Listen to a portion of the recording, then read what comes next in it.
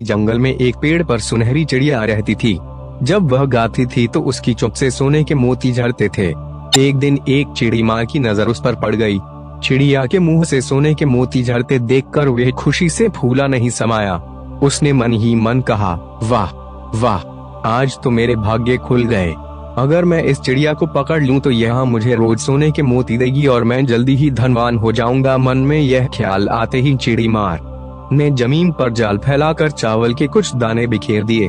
सुनहरी चिड़िया दाने चुगने नीचे उतरी और जाल में फंस गई।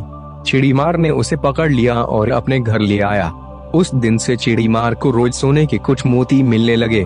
देखते ही देखते वह धनवान हो गया। अब उसके पास धन तो बहुत था, किंतु सम्मान नहीं था। यह बात उसे बेहद परेशान करती रहती थी कि अब भी लोग उसे चिड़ी मार ही कहकर बुलाते थे।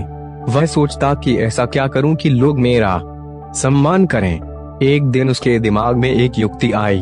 उसने चिड़िया के लिए सोने का एक सुंदर से पिंजरा बनवाया और सोने के पिंजरे सहित वह चिड़िया राजा को भेंट कर दी। उपहार देते समय उसने राजा से कहा, महाराज, यह चिड़िया आपके महल में मधुर गीत गाएगी और रोज आपको सोने के मोती भी देगी। यह उपहार पाकर राजा बहुत प्रसन्न हुआ। उसने चिड़ी मार को दरबार में ऊंचा पद दे दिया।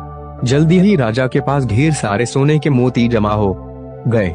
राजा ने सोने के पिंजरे सहित वह चिड़िया अपनी प्रिय रानी को दे दी।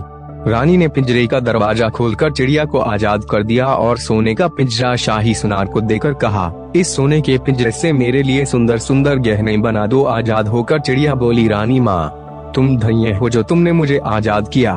तुम्हारे दिल में अपार दया है और लालच भी नहीं है। मुझे किल में रहना बुरा लगता था, कहकर वह जंगल में उड़ गई। अब वह रोज रानी का गुणगान करती।